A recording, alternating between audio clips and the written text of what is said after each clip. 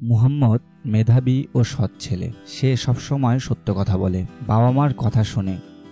আজ সে তার বাবার সাথে বাজারে যাবে। মুহাম্মদ, চলো বাজারে যাই, বাজার করতে হবে। জি বাবা, আসছি। তারপর তারা দুজন বাজারে যায়। বাজারে যখন আব্দুল করিম কেনাকাটা করছে, তখন মুহাম্মদ এদিক ওদিক বাজারের মানুষজনকে দেখছে। হঠাৎ সে দেখতে পায় মাটিতে একটা টাকার থলে পড়ে আছে। ও, এটা কার? মুহাম্মদ অনেক চিন্তিত হয়ে পড়ে। সে টাকার থলেটা নিবে কিনা, কারণ সত্য বলাটা অনেক সময় সহজ হয় না, বিশেষ করে যখন কেউ দেখে না। মুহাম্মদ চুপ করে বসে থাকতে পারত, কিন্তু সে কি করবে বুঝতে পারছিল না। আমি আল্লাহর নৈকট্য চাই।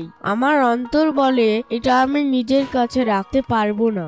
অনেক কিছু ভাবার পর মুহাম্মদ টাকার থলেটা তুলে নেয় আর তার বাবাকে গিয়ে বলে, বাবা, আমি টাকার থলে পেয়েছি। এটা মনে হয় অন্য কার। তুমি কি এটা নিজের কাছে রাখতে চেয়েছিলে? না, আমি এটা রাখতে চাইনি বাবা। আমি জানি এটা আমার না।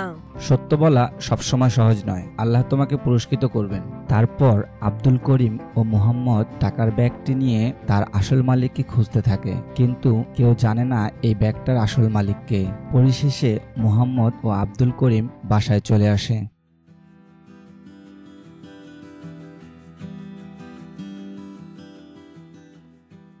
মুহাম্মদ রাতে বিছানায় শুয়ে শুয়ে ভাবছে, আমি এই ব্যাগটা ফেরত দিতে চাই, কিন্তু কিভাবে আমি এই টাকার ব্যাগটাকে তার মালিকের কাছে ফেরত দিব? আল্লাহ, তুমি আমাকে সাহায্য করো। মুহাম্মদ রাস্তা দিয়ে হাঁটছে আর ভাবছে, আমি কিভাবে এই ব্যাগের আসল মালিককে খুঁজে বের করব? আল্লাহ, আমাকে সাহায্য করো, আমি যেন সঠিক মানুষকে তা ফিরিয়ে দিতে পারি।